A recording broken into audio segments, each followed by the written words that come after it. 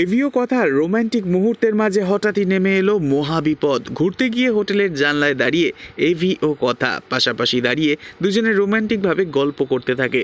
খুব ঠান্ডার জন্য কথার গায়ে একটা চাদর চাপিয়ে দিয়ে এভি বলে, গোবর ছাড়া তো তুই কিছুই বুঝিস না, চোখ খুলে দেখ, সামনেই সাদা বরফের দেশ গুলবাহার। গুলবাহার দেখে ভীষণই খুশি হয়ে যায় কথা, আর এভিকে বলে, জানেন তো পাচক মশাই। ঠিক তখনই এভিকে নিজের পাশে দেখতে না পেয়ে হঠাৎই চিৎকার দিয়ে কাঁদতে শুরু করে, পাচক মশাই আপনি কোথায়?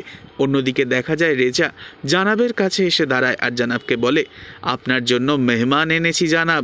এরপর জানাব তাকাতেই দেখে দুজন লোক অজ্ঞান এভিকে হাতে করে ধরে হাঁটাতে হাঁটাতে নিয়ে আসে তার কাছে। তখন রেজা বলে, এবার হবে কথা আমাদের হাতের মুঠোয়। অন্যদিকে দেখা যায় কথা এভির ভাই বোনেদের সাথে কথা বলতে থাকে আর বলতে থাকে, সারা পৃথিবী তোলবার করে হলেও কথা আপনাকে ঠিক খুঁজে নিয়ে আসবেই পাচক মশাই। কথা কি পারবে রেজাকে পুলিশের হাতে ধরিয়ে দিয়ে তার পাচক মশাইকে উদ্ধার করে গুহবাড়িতে ফেরাতে? পরবর্তী আপডেট জানতে অবশ্যই সাবস্ক্রাইব করে রাখবেন। ধন্যবাদ।